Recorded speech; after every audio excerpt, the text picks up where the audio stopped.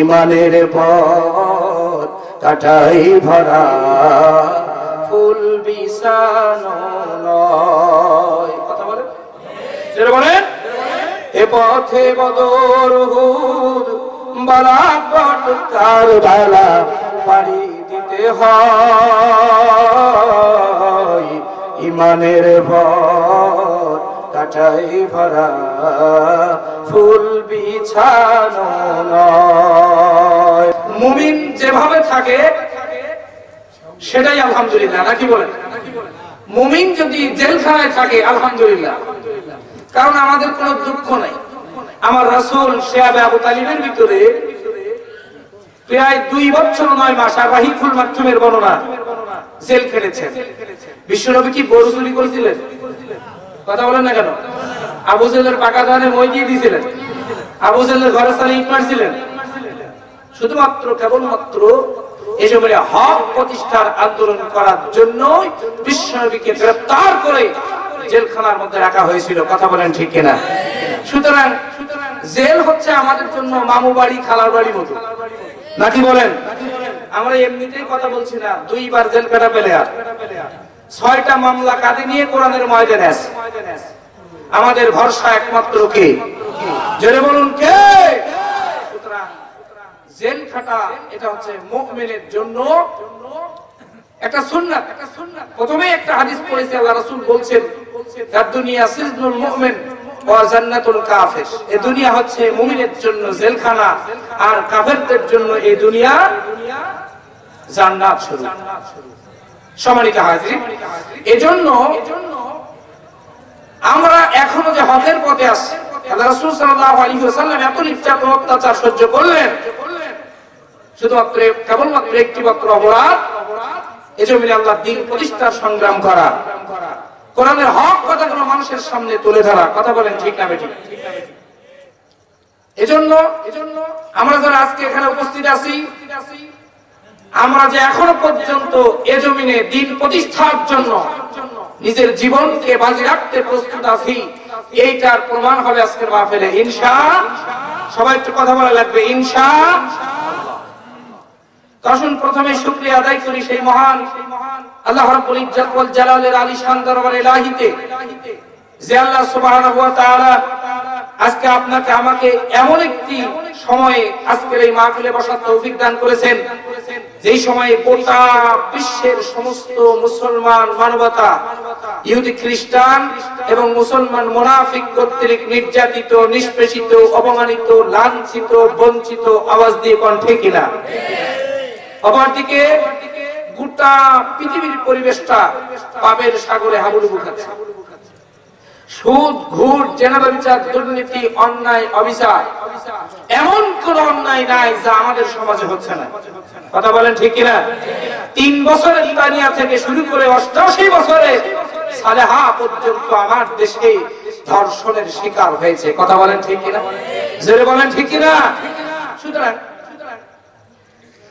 এরকম একটি পরিস্থিতিতে মহান আল্লাহ সুবহানাহু ওয়া তাআলা আমাকে আপনাকে আজকের এই মাহফিলে বসার তৌফিক দান করেছেন। এজন্য সেই আল্লাহর দরবারে ইলাহিতে শুকরিয়ার ঝান্ডাটা পেশ করি, আকাশ বাতাস মুখরিত করে বলছি আলহামদুলিল্লাহ।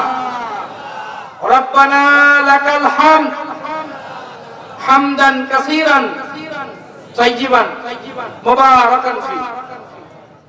সম্মানিত হাজিরিন, আমি আপনাদের সম্মুখে পবিত্র কোরআনুল কারীমের সূরা আত-তাহরীম, কোন সূরা কথা বলা লাগবে? কোন সূরা?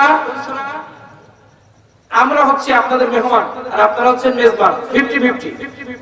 আমরা কথা বলবো, চিল্লাবো, আর আপনারা পোল্ট্রি মুরগির মতো ঘুমাবেন, এটা হতে পারে না। কথা বলেন ঠিক কিনা? সুতরাং আপনারা আমাদের কথায় যদি একটু জবাব দেন। আমি একটি কথা বারবার বলি, সেটি হচ্ছে বক্তারা হচ্ছে মেশিন আর শ্রোতারা হলো তেল। তেল ছাড়া মেশিন চলে? কথা বলেন, তেল ছাড়া মেশিন চলে? তো আপনারা তেল দিবেন, মেশিন চলবে, তেল দিবেন না, মেশিন চলবে। সুতরাং আপনাদের আওয়াজ প্রমাণ করবে, আপনারা যত ভোল্টেজ বাড়াবেন আমার ভোল্টেজ তত বাড়বে। রাজি আছেন তো মুসলমান? কোন সূরা বললাম?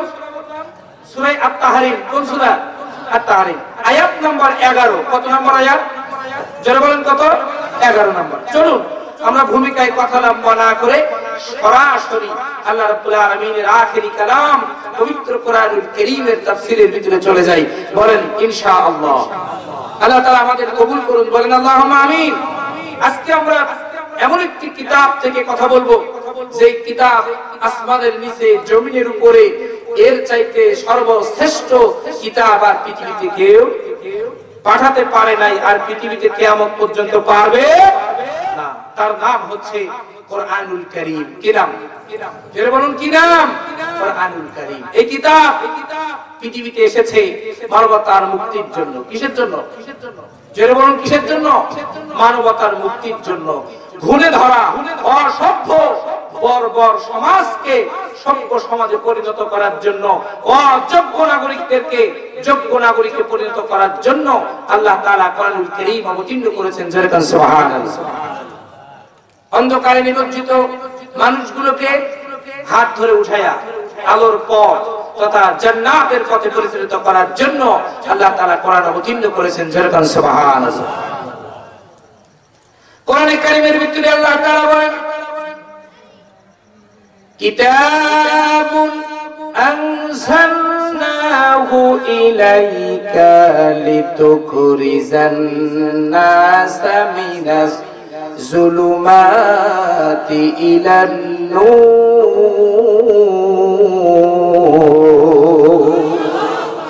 কিতাবুন আনজালনাহু ইলাইকা লিতুখরিজান নাস মিনাজ যুলুমাতি ইলান নূর। আল্লাহ তাআলা বলছেন, আমি পৃথিবীতে কিতাব অবতীর্ণ করেছি কেবলমাত্র শুধুমাত্র অন্ধকারে পড়ে থাকা নিমজ্জিত মানুষগুলোকে আলোর পথ দেখানোর জন্য।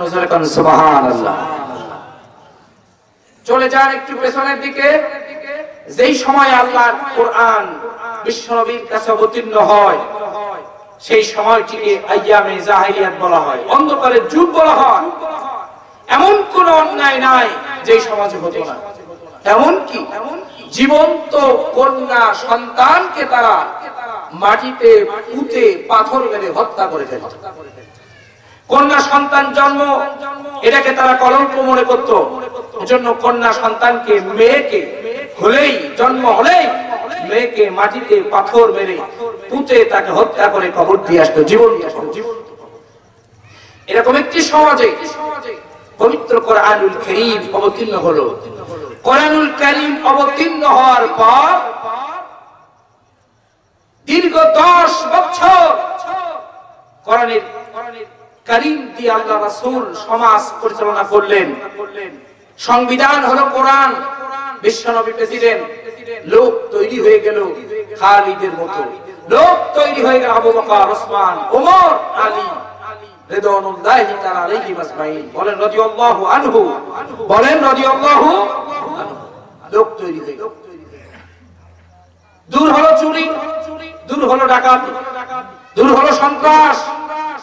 যেই মানুষগুলো নারীর সতীত্বের জম ছিল সেই মানুষগুলো হয়ে গেল নারী সতীত্বের পাহারাদার। সুবহানাল্লাহ। যারা চোর ছিল তারাই হয়ে গেল রাষ্ট্রের সম্পদের পাহারাদার।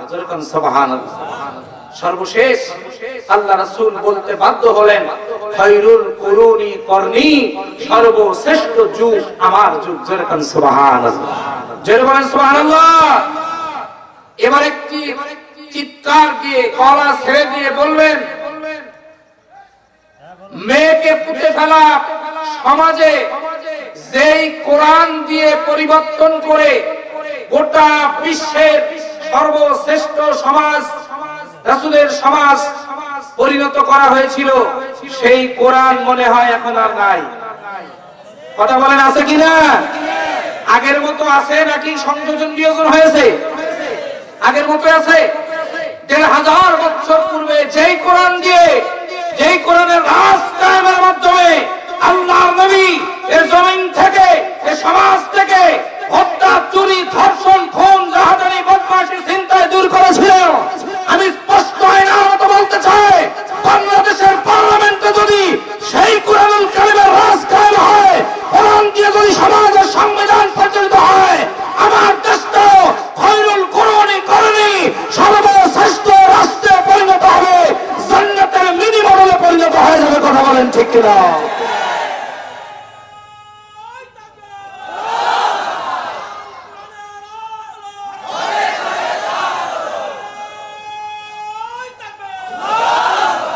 আল্লাহ আপনাদের কবুল করুন বলে না। আমি একটু রাজনীতি হয়ে গেল নাই? হ্যাঁ, রাজনীতি হলেও কিছু করার নেই। আমরা হলাম রিপ্রেজেন্টেটিভ। আমরা কি কথা বলেন না কেন? রিপ্রেজেন্টেটিভ। আল্লাহ তাআলা বলেছেন হেড অফিস কোন জায়গায়? কথা বলা লাগবে। হেড অফিস কোন জায়গায়? আল্লাহর কাছে। ওখান থেকে আসছে, আমরা সেটা মানুষের কাছে প্রচার করছি।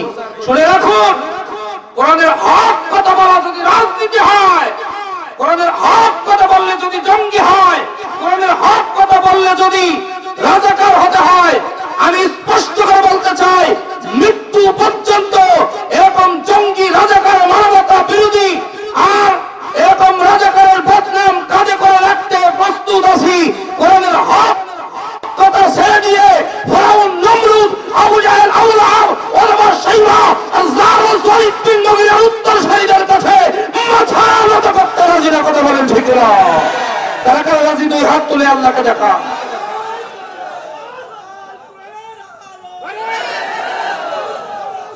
বসেন, হাত নামান, বসেন। আল্লাহ রাব্বুল আলামিন আমাদের সকলকে দ্বীনের জন্য, ইসলামের জন্য কবুল করে নিন। জোরে কোন আল্লাহুম্মা আমিন। জোরে বলুন আমিন। তাহলে আমরা সেই কোরআন থেকে কথা বলবো। সূরা আত-তাহরীম কোন সূরা? কথা বলেন কোন সূরা? সূরা আত-তাহরীম আয়াত নাম্বার 11। আল্লাহ রাব্বুল আলামিন বলেন, وَضَرَبَ اللَّهُ مَثَلًا لِّلَّذِينَ آمَنُوا امْرَأَتَ فِرْعَوْنَ إِذْ قَالَتْ رَبِّ ابْنِ لِي عِندَكَ بَيْتًا فِي الْجَنَّةِ وَنَجِّنِي مِنْ فِرْعَوْنَ وَعَمَلِهِ ونجني من القوم الظالمين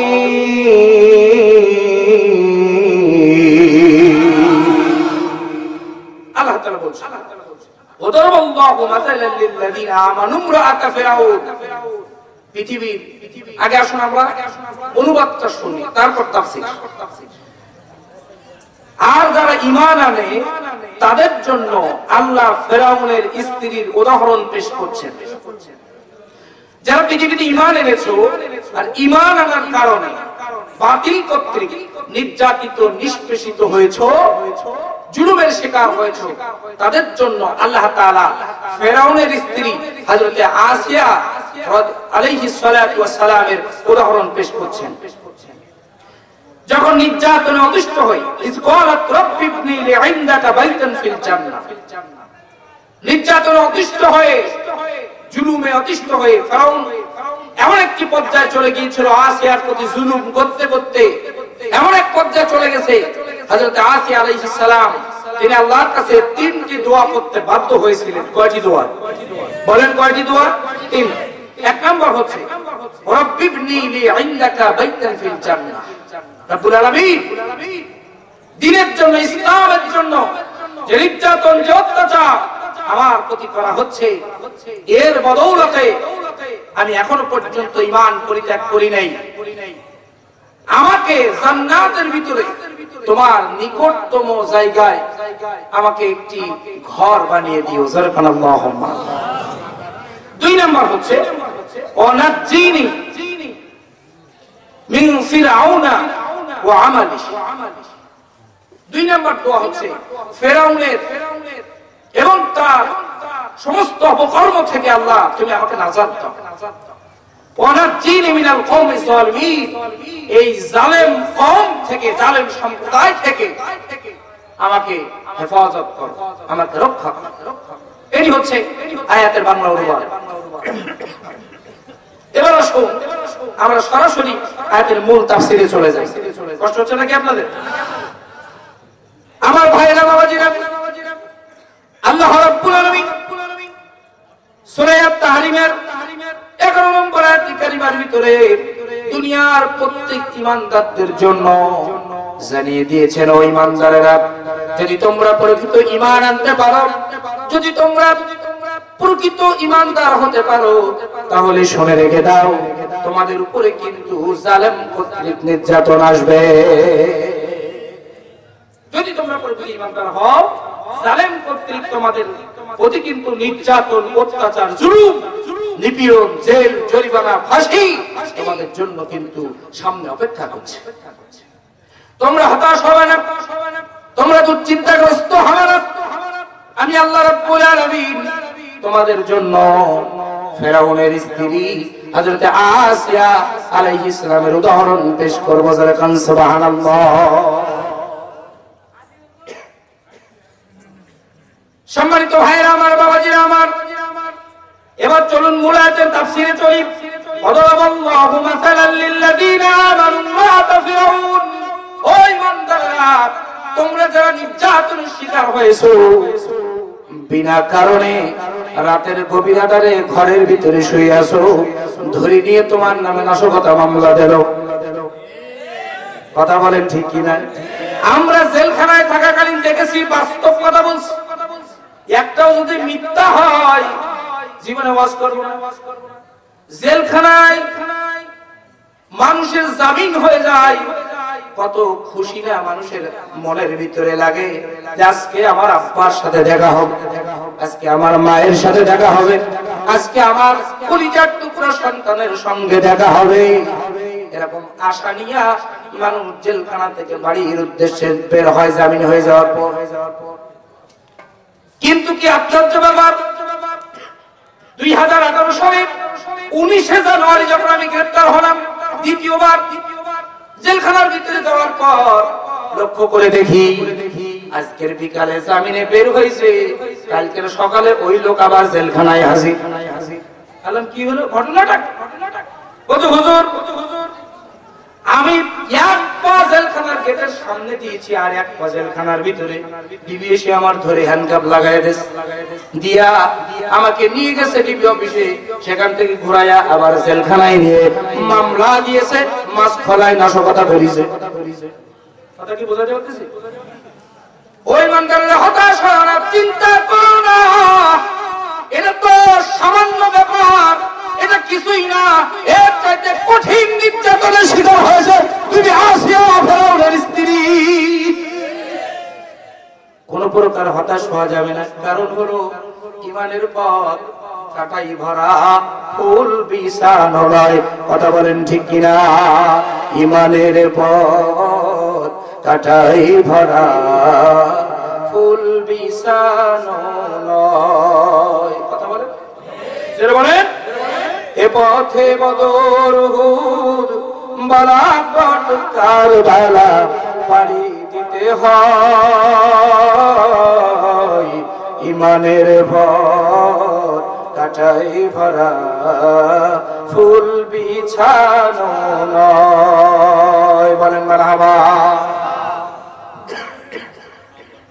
ওই ইমানদারেরা শোনো, তোমাদের বিশ্ব বিজয়ী অনুসরণযোগ্য ধর্মীয় আলেমদেরকে ফাঁসির কাছে ঝুলাইয়া পৃথিবীর জমিন থেকে বিদায় করা হলো।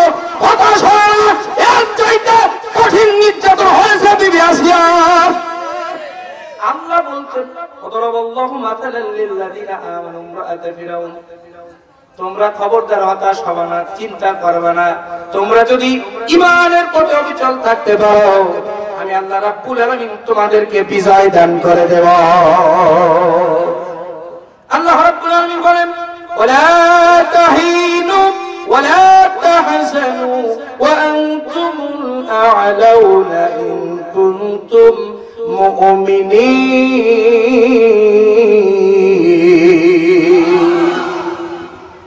ওয়ালা তাহিনু ওয়ালা তাহজানু ওয়া আনতুমুল আ'লাউনা ইন কুনতুম মুমিনিন। ওয়ালা তাহিনু, হতাশ হও না, ওয়ালা তাহজানু, চিন্তা করো না, ভয় করো না, ওয়া আনতুমুল আ'লাউনা, বিজয় তোমাদেরই হবে। ইন কুনতুম মুমিনিন, if you can be real mu'min, যদি তোমরা প্রকৃত মুমিন হতে পারো, বিজয় তোমাদেরই হবে। সুবহানাল্লাহ। এখান থেকে একটি কথা বের হয়ে আসলো, সেটি হচ্ছে যে গোটা দুনিয়ায় মুসলমানদের বিজয় হচ্ছে না, গোটা দুনিয়ায় ইমানদারদের বিজয় হচ্ছে না। এর মূল কারণগুলির ভিতরে একটি কারণ হচ্ছে আমরা এখনো পর্যন্ত ইমানদার হতে পেরেছি বলে আমার মনে হয়। কথা বলেন ঠিক না বেঠিক? এজন্য আপনাকে আমাকে প্রত্যেক নামাজে প্রত্যেক সময় মহান আল্লাহ রাব্বুল আলামিনের কাছে দোয়া করতে হবে। রব্বুল আলামিন ঈমানের পথে অবিচল থেকে আমার যেন মৃত্যু হয়, যেরকম আমিন। ঈমানের পথে অবিচল থেকে আমার মরণ যেন হয়, আল্লাহুম্মা আমিন বলবেন না? ঈমানের পথে অবিচল থেকে আমার মরণ যেন হয় তোমারই কাছে মিনতি আমার, তোমারই কাছে মিনতি আমার, মহামহিম দয়াময়। ঈমানের পথে অবিচল থেকে আমার মরণ যেন হয়, বলেন আমিন। একটু পারি জিকির দেন, লা ইলাহা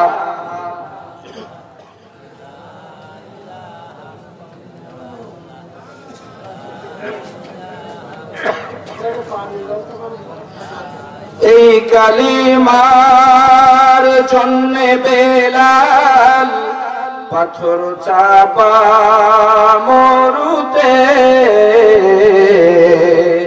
প্রাণ চলে যায় তবুও মুখে লা ইলাহা ইল্লাল্লাহ, লা ইলাহা, জোরে পড়েন, লা ইলাহা ইল্লাল্লাহ, লা ইলাহা, লা ইলাহা ইল্লাল্লাহু মুহাম্মাদুর রাসূলুল্লাহ। ভাইজান একটু সামনের দিকে এগিয়ে আসতে হবে, অনেক জায়গা ফাঁকা এবং সাইডে যারা দাঁড়িয়ে আছেন আপনাদেরকে ভিতরে বসে যান। ভাই সবাই ভিতরে চলে আসেন, ভিতরে চলে আসেন আর সামনের দিকে এগিয়ে আসুন, জিকির করেন সুবহানাল্লাহ, আলহামদুলিল্লাহ, লা ইলাহা। একটু সরে আসেন না, ফাঁকা জায়গা পূরণ করেন। তিনটি জায়গায় ফাঁকা রাখতে নেই, তার ভিতরে একটি হচ্ছে কোরআনের মাহফিল, শয়তান প্রবেশ করবে। আমরা কি শয়তানকে খুশি করবো কোরআনের মাহফিলে এসে? না, চলে আসেন সবাই, একটু চলে আসেন, সামনে জায়গাগুলো পূরণ করে নেন। আসেন না কেন? যে কয় জায়গা আপনি বসবেন এই জায়গাগুলো কিয়ামতের ময়দানে আল্লাহর আদালতে আপনার জন্য সাক্ষী হয়ে যাবে, বলেন না সুবহানাল্লাহ? এজন্য একটু সামনের দিকে এগিয়ে আসেন, সুবহানাল্লাহ,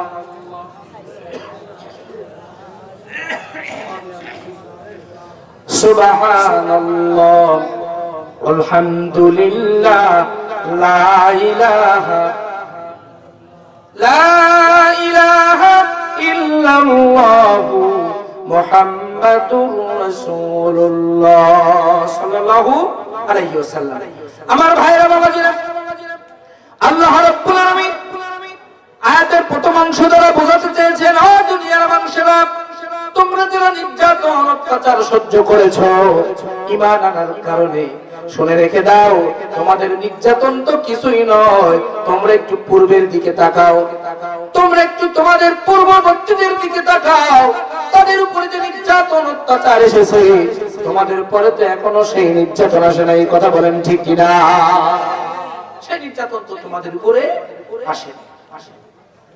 আল্লাহ রাব্বুল আলামিন সূরা আল বাকারার 214 নম্বর আয়াত কারিমার ভিতরে সুন্দর করে দুনিয়ার মানুষের জন্য জানিয়ে দিয়েছেন। আল্লাহ রাব্বুল আলামিন বলেন, আম হাসিবতুম আন তাদখুলুল জান্নাতা ওয়ালাম্মা ইয়া'তিকুম মাসালুল লাযীনা ক্বালু মিন ক্বাবলিকুম মাসাতুহুমুল বা'সাউ ওয়াদ-দাররাউ ওয়াযুলজিলু حتى يقول الرسول والذين آمنوا معه متى نصر الله ألا إن نصر الله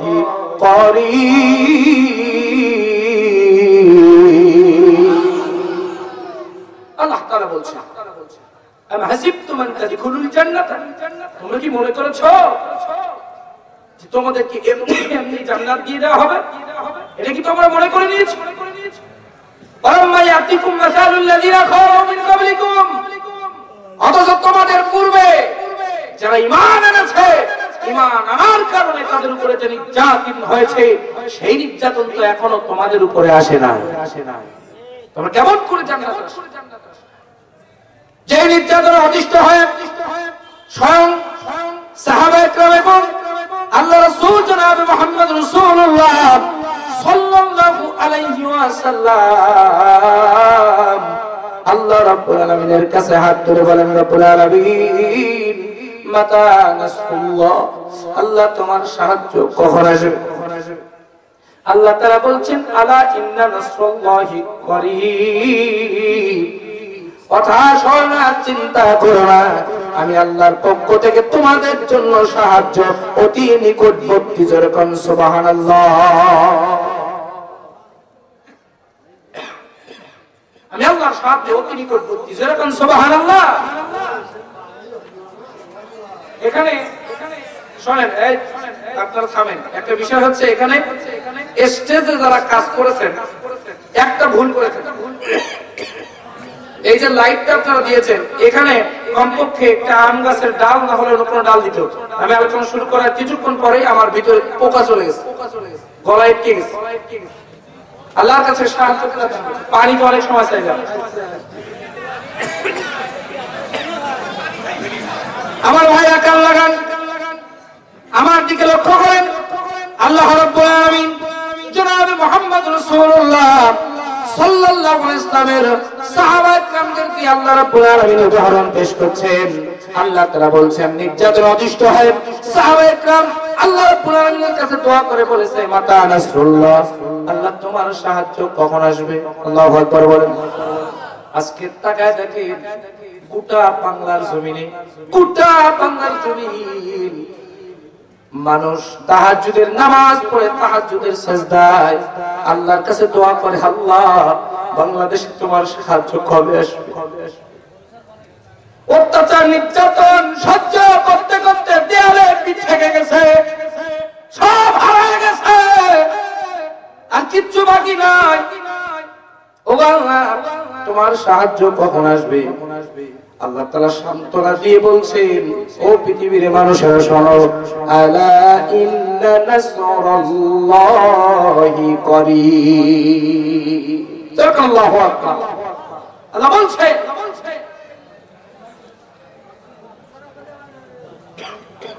আপনারা কথা বলছেন কেন? কথা বলা যাবে, যাই হোক একটুখানি জিকির করেন, লা ইলাহা ইল্লাল্লাহ।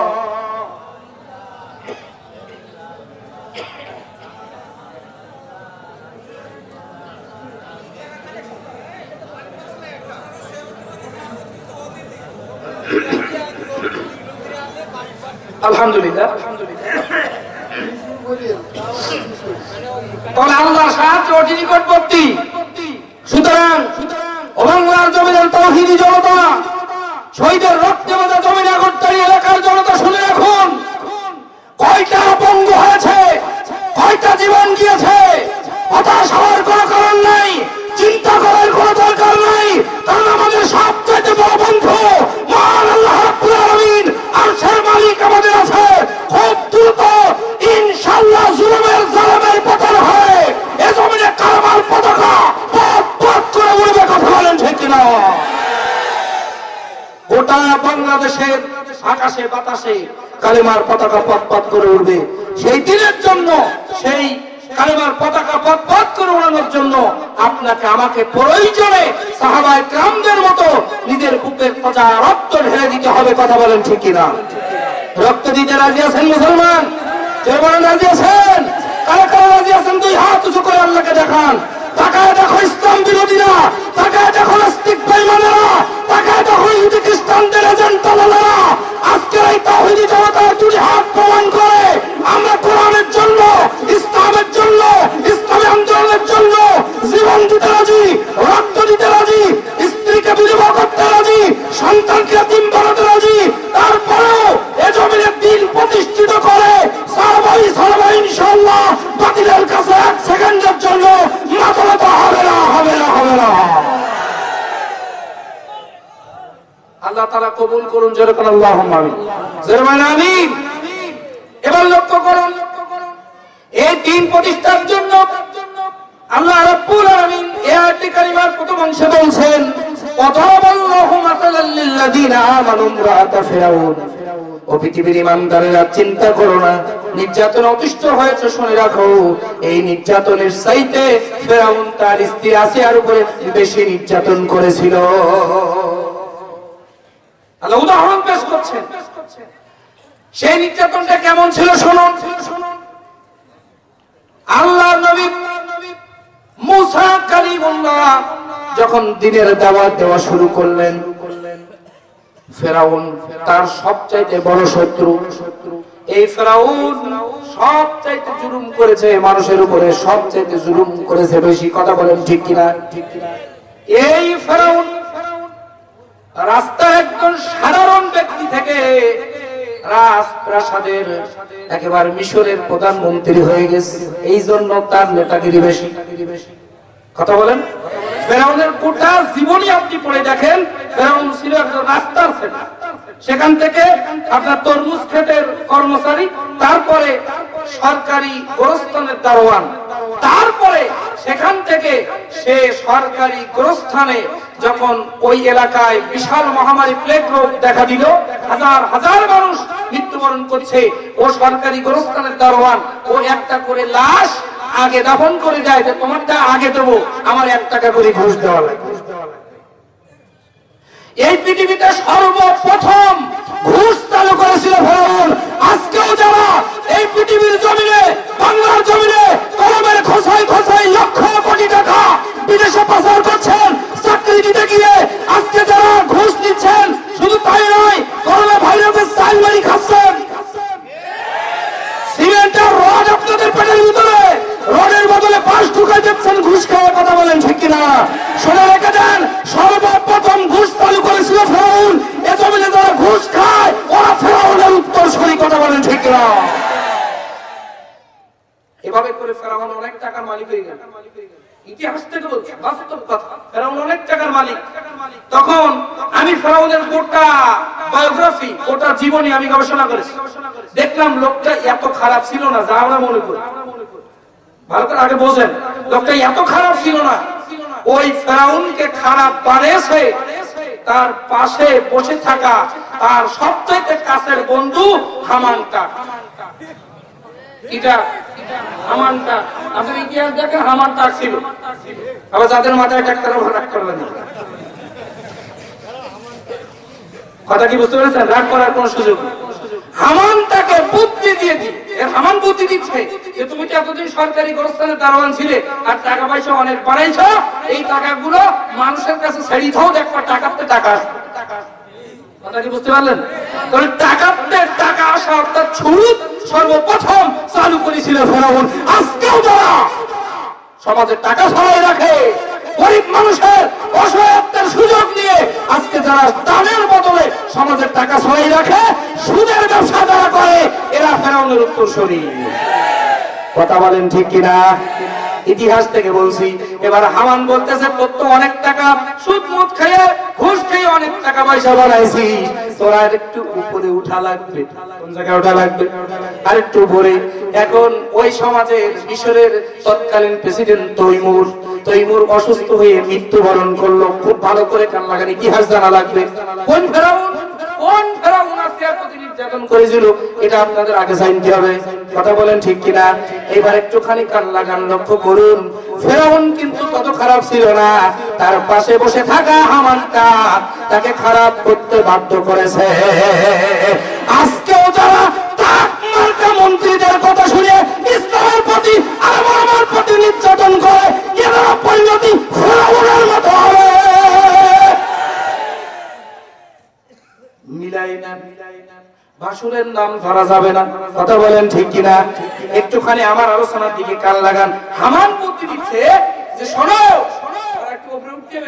এই যে প্রধানমন্ত্রী মারা গেছে, গত কয়েকদিনের ভিতরে নির্বাচন হবে, তোমার জনপ্রিয়তা অনেক, যেহেতু তুমি টাকা ছড়াই রাখছো, এই টাকা সব মাপ, তোমাকে ওই নির্বাচনে দাঁড়াইতে হবে, ওই জায়গা প্রধানমন্ত্রীর পদ তোমাকে দাঁড়াইতে। নির্বাচন হলো, মানুষ তো মনে করলো না, টাকা সব মাপ করে দিয়েছে, হাজার লক্ষ কোটি টাকা মাপ, এই লোকটি তো ভালো মানুষ, এর চাইতে ভালো মানুষ হয় না, ভোট দাও, এর চাইতে ভালো মানুষ হয় না, ভোট দাও। প্রিয় হাজিরিন, আজকেও আমাদের সমাজে এরকম আছে, নির্বাচনের আগে যদি একটুখানি 10 টাকার লোভ দেখায়, আমরা সব সেই দিকে ঝুঁকে যাই। একটা ইন্টাস বিড়ি দিলে ভোট ঘুরে যায়, কথা বলেন ঠিক কিনা? সম্মানিত হাজিরিন, মূল কথা আসে, মূল আলোচনা আসেন। এবার বুদ্ধি যখন দিল, বুদ্ধিতে নির্বাচন হলো, ভোট সব পেল ফেরাউন, ফেরাউন হয়ে গেল প্রধানমন্ত্রী। ওই সময় ফেরাউনের নিচের পদ, অর্থাৎ আপনার স্বরাষ্ট্রমন্ত্রীতে আর একজন লোক ছিল, সে একটু হাবলা মতো ছিল। সে কি ছিল? হাবলা মতো। এখন ফেরাউন আর এই হামান দুজনে চিন্তা করে হামানের বুদ্ধিতে ওই স্বরাষ্ট্রমন্ত্রী এটা হত্যা করেছে, হত্যা করে স্বরাষ্ট্রমন্ত্রীর পদ ফাঁকা। ফেরাউন বলতেছে, ও হামান, তোর আর গোরস্থানে থাকার দরকার নেই, এই যে পদ ফাঁকা, এই স্বরাষ্ট্রমন্ত্রীর জায়গায় তুই চলিয়া। আজকের নিজের দলের নেতাকে মন্ত্রী বানানোর জন্য ভালো ভালো মানুষগুলোকে, যাদের জীবনের মধ্যে যতদিন রাজনীতি করেছে, কেউ চ্যালেঞ্জ করতে সাহস পায় নাই, এমন এমন লোক আছে চ্যালেঞ্জ করছে যে আমাদের টার্মে যদি 1 টাকার স্বজনপ্রীতি দুর্নীতি আমাদের মন্ত্রণালয়ে খুঁজে পাওয়া যায়, রাজনীতি বাদ দেব। এই লোকগুলোকে আপনি মাইনাস করেন, এই লোকগুলোকে আপনি ফাঁসির কাস্তে ঝুলাইয়া পৃথিবীর জমিন থেকে বিদায় করলেন। শুনে রেখে দেন, আপনি ফেরাউনের উত্তরসূরি, কোনো সন্দেহ নাই। কথা বলেন ঠিক কিনা? সব কোরআনের তাফসীর থেকে বলছি, সূরা আত-তাহরিম আয়াত নাম্বার 11। সামনে চলেন, স্বরাষ্ট্রমন্ত্রীর পদ যেই ফাঁকা, হামান বসে গেল স্বরাষ্ট্রমন্ত্রীর জায়গায়। প্রথম প্রধানমন্ত্রী, তারপর কে থাকে? স্বরাষ্ট্রমন্ত্রী। এইবার দুইজনে মিলে যুক্তি করছে।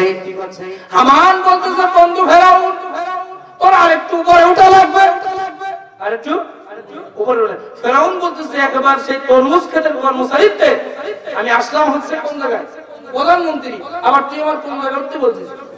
আর ওর পড়া কোন জায়গায়? আর ওটা জায়গা আছে। তখন হামান বলছে, না, আর এক ধাপ উপরে উঠতে হবে, তুমি তোমার জাতির লোকদেরকে জানায় দাও, জাতির লোককে ঘোষণা করো, আনা রব্বুকুমুল আলা, আমি ফেরাউন হলাম সবচাইতে বড় খোদা। তোমার এবার রব হইতে, ফেরাউন বলতে, তোর মাথা খারাপ, তোর মাথা খারাপ।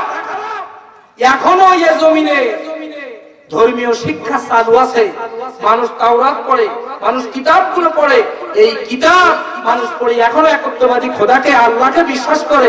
আর আমি ফেরাউন খোদা দাবি করবো আর লোকটাই মানি না, কথাটা করে হাঁটতেছে। ফেরাউন বলতেছে, তোর কি এক চান্সে খোদা হতে বলতেছিস নাকি?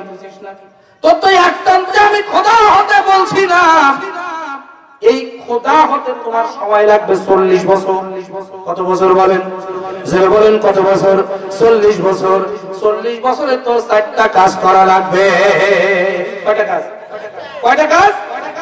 1 থেকে 10 বছর, 10 থেকে 20, 11 থেকে 20, 21 থেকে 30, 31 থেকে 40, 4 বছরের ভিতরে যদি 4টা কর্মসূচি তুমি বাস্তবায়ন করতে পারো, তাহলে তুমি খোদা দাবি করলে মানুষ তোমাকে ফিরাই দেবে না। যেরকম নাউজুবিল্লাহ। কয়টা কর্মসূচি? ফেরাউনের। এবার হামান যুক্তি দিচ্ছে, 1 নম্বর কর্মসূচি, কষ্ট হচ্ছে নাকি আপনাদের? 1 নম্বর কর্মসূচি, 1 থেকে 10 বছর এই মিশরের জমিনে যত প্রকার ধর্মীয় শিক্ষা আছে, ওই শিক্ষা মন্ত্রণালয়ে এমন একজন শিক্ষামন্ত্রী বসাবি 10 বছরের ভিতরে যেন সব শিক্ষা, ধর্মীয় শিক্ষা তুলে দেয়। 1 নম্বর কর্মসূচি। ইতিহাস থেকে একটা কথা বানোয়াট বলছি, ইতিহাস থেকে। 1 নম্বর কর্মসূচি হলো প্রথম 10 বছর ধর্মীয় শিক্ষা তুলে দিবি। ধর্মীয় শিক্ষা, এমন একজনকে শিক্ষামন্ত্রী বসা যে যেন ধর্মীয় শিক্ষা সব বাদ দেয়। আজকে টাকার আপনি কলেজ ইউনিভার্সিটির দিকে, টাকার বিশ্ববিদ্যালয়গুলোর দিকে কোরআনের তাফসীর তো দূরের কথা, কোরআনের একটা আলিফ পর্যন্ত নাই। আর জাতিকে মিথ্যা ইতিহাস শেখানো হচ্ছে, জাতিকে আজকে আমাদেরকে ভুল পথে ডাইভার্ট করার জন্য আজকে বিভিন্ন রকম গল্প উপন্যাসগুলো আমাদের বইয়ের ভিতরে ঢুকায় দেওয়া হয়েছে। কথা বলেন, জোরে বলেন। সুতরাং একটি কথা স্পষ্ট আইনের মতো বলতে চাই, ফেরাউনের মতো এ জমিনে যারা ইসলামকে বিদায় করতে চায়, সন্ত্রাসকে বিশ্ববিদ্যালয় এবং শিক্ষা ব্যবস্থার ভিতরে ঢুকায়া এ জমিন থেকে শিক্ষা ব্যবস্থা থেকে যারা কোরআনের শিক্ষা তুলে দিতে চায়, এদের শরীরে রক্ত পরীক্ষা করলে দেখা যাবে সাধারণ মানুষের রক্ত নেই, এদের শরীরে ফেরাউনের রক্ত প্রবাহমান। কথা বলেন ঠিক আছে না নাই?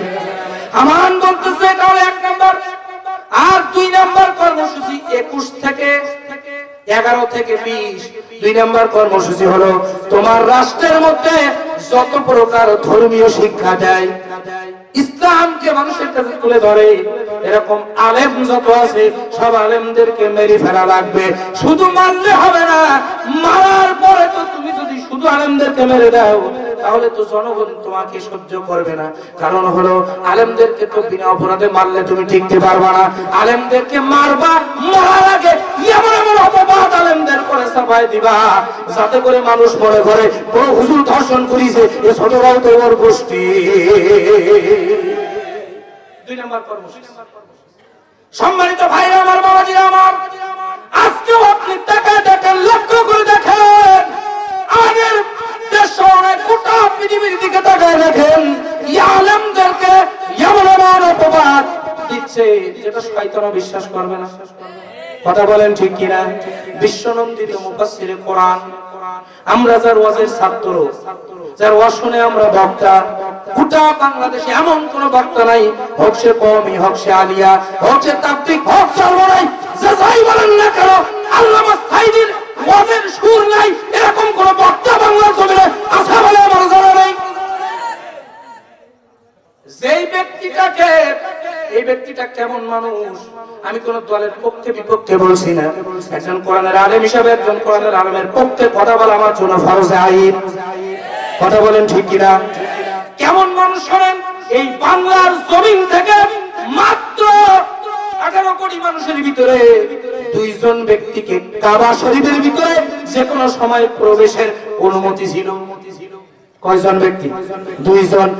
1 নাম্বার হচ্ছে রাজশাহী বিশ্ববিদ্যালয়ের তৎকালীন অধ্যাপক, তৎকালীন ভাইস চ্যান্সেলর, বাংলাদেশ আহলে হাদিসের প্রধান ছিলেন ডক্টর আব্দুল বারী হাফিজাহুল্লাহ, তিনি ছিলেন। আর 2 নম্বর হল বিশ্বনন্দিত মুফাসসিরে কোরআন, আপনার আমার কলিজার ভিতরে তার নামটা এখনো কথা আছে, তিনি আর কেউ নন, তিনি আল্লামা দেলাওয়ার হোসাইন সাঈদী, বাংলাদেশের একজন প্রখ্যাত রাজনীতিবিদ। প্রখ্যাত রাজনীতিবিদ, আমি নাম নেব না, নাম নিলে আপনারা সবাই চিনবেন, আমি নাম নেব না। এই ব্যক্তিটা হজে গেছে। কোন জায়গায় গেছে? হজে যাওয়ার পর এই লোকটি বলছে, আমি হজে যাওয়ার পর লক্ষ্য করে দেখলাম, আমি যেই পাশ দিয়ে তাওয়াফ করতেছি, এই তাওয়াফে আমার অন্তত 5-6 লাইন দূরে আল্লামা সাঈদী সাহেব, আল্লাহুম্মা আমিন বলবেন না? আমি কল্পনা করতে পারি নাই যে আমি হজে যাওয়ার পর আল্লামা সাঈদী সাহেব আমার পাশে থাকবেন, আমি হজ করব আল্লামা সাঈদীর সাথে, আমি এটা কল্পনা করতে পারি নাই। আমি দেখতে লাগলাম তিনি কাবার চত্বরে তাওয়াফ করতেছেন, এমন সময় জোহরের রক্ত হয়ে গেল, জোহরের আযান হয়ে গেল। জোহরের আযান যখন হয়ে গেল, হাইয়া আলাস সালাহ,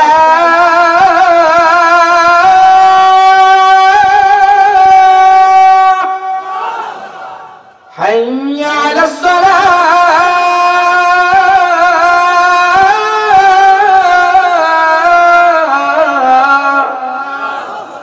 জোহরের আযান হলো। এমন সময় লক্ষ্য করে দেখলাম পুলিশের পাহারায় 10-20 জন পুলিশের পাহারায় কাবা ঘরের ভিতরে, কাবা ঘরের চত্বরের ভিতরে প্রবেশ করলেন বিশ্ববিখ্যাত ইমাম শায়েখ আব্দুর রহমান সুদাইসি, কাবা ঘরের ইমাম, বলেন আল্লাহু আকবার। ইনি প্রবেশ করলেন, উনিও তাওয়াফ শুরু করেছেন। এমন সময় লক্ষ্য করে দেখলাম আল্লামা সাঈদী ওনার মাত্র 10 হাত খানেক দূরে অবস্থান করছে, দুজনে তাওয়াফ করছে। কাবা শরীফের ইমাম তখনও সাঈদী সাহেবকে দেখতে পাই নাই। ওই লোকটি বলছে, আমি সঙ্গে সঙ্গে লক্ষ্য করে দেখলাম কাবা শরীফের ইমাম, এক পলক মনে হয় তিনি লাল দাড়িওয়ালা আল্লামা সাঈদীকে দেখেছে। দেখার সঙ্গে সঙ্গে তাওয়াফ তিনি করছিলেন ওখান থেকে তিনি ফিরে এসে আল্লামা সাঈদীর কবরের মধ্যে অন্তত 5 মিনিট ধরে চুমা খেয়েছে। সেই কপালওয়ালা কাবা শরীফের ইমাম যার কবরে চুমা খায়, তাকে যারা 11 বছর জেলখানার মধ্যে রেখেছে, ফেরাউনের মতো তোমাদের একদিন বাংলার জমিন ছাড়তে হবে, লাশ দুটায় আসে আলের মতো কথা বলেন, ঠিক কিনা? সম্মানিত হাজিরিন, শুধু তাই নয়, শুধু তাই নয়, শুধু তাই নয়, বাংলাদেশের ইতিহাসে এমন কোন পীর নেই, মুহাদ্দিস নেই, মুহাক্কিক নেই যার হাতে এত বেশি মানুষ কালেমা পড়ে মুসলমান হয়েছে। কথা বলেন ঠিক কিনা? যারা বলেন ঠিক কিনা? আজকে 83 বছর বয়স নিয়া হাড়ের ভিতরে 5টা রিং বসানো, 41 বছর ডায়াবেটিস, এই লোককে হাঁটুতে ব্যথা, মাথায় ব্যথা নিয়ে কোরআনের আলেম আজকের কারাগারের মধ্যে। আমার দেশের কিছু নাস্তিক বলে 11 বছর জেল খেটেছে, ওর জনপ্রিয়তা শেষ। বলে না নাস্তিক বেঈমান আছে না? আমার দেশে একজন প্রখ্যাত নাস্তিক, নাম না বললেও গুনাহ হবে, শাহরিয়ার কবি, মুরগি কবি। আমি ওর ইতিহাস পড়েছি, আমি বানানো কথা বলা ছেলে নয়, আমি শাহরিয়ার কবির পুরো জীবনে পড়েছি। 71 সালে যুদ্ধের সময় এই ব্যক্তি মুরগির ব্যবসা করত। এই মুরগি চোর শাহরিয়ার কবির বলে 11 বছর জেল খাটার কারণে আল্লামা সাঈদী জনপ্রিয়তা কমে গেছে। আমরা কোরআনের মাহফিল থেকে স্পষ্ট করে বলতে চাই, স্যার আমার পয়সা লাগবে না, বাংলাদেশের জনগণের কাছে একটা দিনের জন্য বিশ্বনন্দিত মুফাসসির কোরআন আল্লামা দেলোয়ার হোসেন সাঈদীকে 1 ঘন্টার জন্য ছেড়ে দাও। আমার বিশ্বাস পৃথিবীতে এমন কোন পীর, মুফতি, মুহাদ্দিস, সরকার, প্রধানমন্ত্রী নাই, এমন কোন মাঠ নাই পৃথিবীতে যে জায়গা দিতে পারে। কথা বলেন ঠিক কিনা? তোমরা লোক পাড়া করে আনো, তোমাদের ওই সেই গ্যাসের দিলাম 1900, বর্তমান প্রধানমন্ত্রী আমেরিকা তার নেশো, ভারতের দাদা বাবুদের নিয়ে এসো। তোমরা বিরিয়ানি দিবা, কোটি কোটি টাকা খরচ করবা, যা লোক হাজির করবে আমরা 4 লাখ পয়সা খরচ করবো না। যদি তার চাইতে বেশি লোক হাজির না করতে পারি তাহলে আমরা পরাজয় বরণ করি। কথা বলেন ঠিক কিনা? সুতরাং ভাইরা আমার, বাবাজিরা আমার, যে কথা বলছিলাম, ধর্মীয় আলেমদের বিরুদ্ধে আজকে যারা, ধর্মীয় আলেমদের বিরুদ্ধে আজকে যারা, তাদের নামের পাশে আজকে যারা লেবেল লাগাতে চাই, শুনে রাখুন বিশ্বনবীর হাদিস। আল্লাহ রাসূল বলেন, আমি যে কাজটা করি নাই, আপনি যদি আমার ওই অপবাদটা দেন, শুনে রাখেন আমি পৃথিবীতে বেঁচে থাকাকালীন আমি তো ওই কাজ করি নাই। আপনি যতদিন ওই কাজ না করবেন আপনার মৃত্যু হবে না। সুতরাং বিশ্বনন্দিত মুফাসসির কোরআনকে ধর্ষণের মূল্য দিয়ে 11টি বছর আপনি জেলখানায় ঢুকায় রেখেছেন। বাংলার জমিনে তাকায় দেখেন, ঘরে ঘরে ধর্ষণের কাল হয়ে দাঁড়াইছে। আল্লামা দেলোয়ার হোসেন সাঈদী বিশ্বনন্দিত আলেমে দ্বীন, কোরআনের পাখি, জেলখানায় বসে বসে চোখের পানি বলে যে দোয়া করেছে বাংলার জমিনে, সেই দোয়া হাড়ে হাড়ে কাজে লাগবে। কথা বলেন ঠিক কিনা? জোরে বলেন ঠিক না বেঠি? কষ্ট হচ্ছে নাকি আপনাদের? আলোচনা চলবে নাকি বন্ধ হবে? আজকে তো অনেক শুকরিয়া, অনেক শুকরিয়া, আজকে প্রাণ ভরে কথা বলতে পারতেছি, কিন্তু আমরা কোরআনের হক কথা বলতে চাই, আর এক শ্রেণীর রাম বামেরা আমাদের কণ্ঠকে, আমাদের কথাকে স্তব্ধ করে দিতে চাই। কথা বলেন ঠিক কিনা? যারা বলেন ঠিক কিনা? কিন্তু আমরা কি মাথা নত করা জাতি? বলেন মাথা নত করা জাতি? আমাদের কথাগুলোকে মুছতে চেয়েও বহুদিন মুছে দিতে ওরা কেউ পারেনি। কথা বলেন ঠিক কিনা? কোরআনের কথা মোরা বলেই যাব, বাধার পাহাড় যত মারিয়ে, মিছিলে মিছিলে প্রতিবাদ প্রতিরোধ চালিয়ে যাব এই সংগ্রাম। মানি না মানব না কোনদিন স্বৈরাচারীর অবিচার। এই জমিনে আল্লাহর দ্বীন কায়েম হবে না যতদিন। আমাদের কথাগুলোকে মুছতে চেয়েও বহুদিন মুছে দিতে ওরা কেউ পারেনি। বুলেটের আঘাতে নিভে গেল কত প্রাণ, কত মুখ কত রত্ন, গ্রেনেডের আঘাতে নিভে গেল কত প্রাণ, কত বুক কত স্বপ্ন। কোরআনের কথা মোরা মসজিদে ময়দানে বলছি আরো বলবো, বাতিলের সাথে সংঘর্ষ রাজপথে করছি আরো করব। এই জমিনে আল্লাহর দিন কায়েম হবে না যতদিন, আমাদের কথাগুলোকে মুছতে চেয়েও বহুদিন মুছে দিতে ওরা কেউ পারেনি। কথা বলেন ঠিক কিনা? এজন্য ফেরাউনের 2 নাম্বার কর্মসূচি, আলেমদেরকে হত্যা করবা ঠিক, কিন্তু ওর নামের পাশে এমন কিছু লাগাই দিবা যে পরবর্তী জেনারেশন এসে দেখবে বড় হুজুর বড় হুজুর অমুক এই করেছে সেই করেছে, ইতিহাস বলে যাবে। ইতিহাস থেকে আলেমদেরকে ভুলিয়ে দেওয়ার জন্য 2 নাম্বার কর্মসূচি নিবা। 3 নাম্বার কর্মসূচি হলো 21 থেকে 30 এই সময়টাতে নারী আর পুরুষ এক জায়গায় চাকরির ব্যবস্থা করে দিবা। নারী আর পুরুষ অবাধ মেলামেশা জেনা ব্যভিচারের সুযোগ করে দিবা। নারী আর পুরুষ স্বামীর কাছে যদি থাকে 6 ঘন্টা, 18 ঘন্টা থাকবে ওর বসের কাছে। কথা বলেন ঠিক কিনা? তাহলে যার কাছে সময়টা বেশি দেবেন তার প্রতি কিন্তু আকর্ষণটা বেশি হয়। কথা বলেন ঠিক কিনা? সম্মানিত ভাইয়েরা আমার, বাবাজিরা আমার, একটুখানি কান লাগান। 3 নাম্বার কর্মসূচি হচ্ছে নারী আর পুরুষ অবাধ মেলামেশার সুযোগ করে দিবা, জেনা ব্যভিচারের সুযোগ করে দিবা। জেনা ব্যভিচারের সুযোগ যখন হবে, যারও সন্তান জন্ম হবে। কি বলেন? কি জন্ম হবে? যারও সন্তান জন্ম হবে। আর এই যারও সন্তানদেরকে 31 থেকে 40 এই 10 বছরের ভিতরে যারও সন্তানদেরকে সব প্রশাসনে চাকরি দিয়ে দিবা। এটা 4 নাম্বার। কারণ তুমি যখন খোদাই দাবি করো, সাধারণ মানুষ তো মানতে পারবে না। আর সাধারণ মানুষের উপরে অত্যাচার করতে হবে, নির্যাতন করতে হবে, জুলুম করতে হবে, তাহলে তারা তোমাকে খোদা মানবে। আর সাধারণ মানুষের প্রতি জুলুম করতে পারবে তারা যারও সন্তান, যারও সন্তান না হলে কোরআনের পক্ষের মানুষগুলোর উপরে, ইসলামের পক্ষের মানুষগুলোর উপরে জুলুম করতে পারবে না। এই জন্য 21 থেকে 30 বছর, 10 বছরের ভিতরে যে যারও সন্তানগুলো হবে, ইতিহাস সাক্ষী 12,000 যারও সন্তান হয়েছিল। এই 12,000 যারও সন্তানকে 31 থেকে 40 এর ভিতরে সব প্রশাসনে চাকরি দিয়ে দাও। 41 বছরের মাথায় খোদাই দাবি করবা, কেউ তোমার বিরোধিতা করবে না। কথা বলেন ঠিক কিনা? এই কর্মসূচিতে খোদাই দাবি করলো ফেরাউন। সেই ফেরাউন এবার নির্যাতন শুরু করলো। এবার আসেন আমার মূল আলোচনার দিকে আমি চলে যাচ্ছি। আপনাদেরও মনে হয় কষ্ট হয়ে যাচ্ছে নাকি বলেন? কষ্ট হচ্ছে আপনাদের? আলোচনা চলবে? কত সময় চলবে আলোচনা? সারা রাত চলবে। পক্ষে কারা কারা 2 হাত তুলে আল্লাহকে দেখান। লিল্লাহি তাকবীর।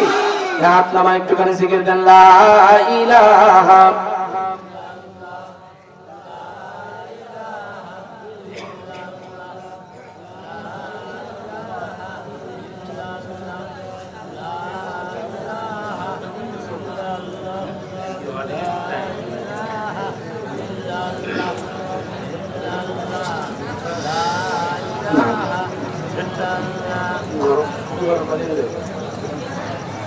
লা ইলাহা ইল্লাল্লাহু মুহাম্মাদুর রাসূলুল্লাহ সাল্লাল্লাহু।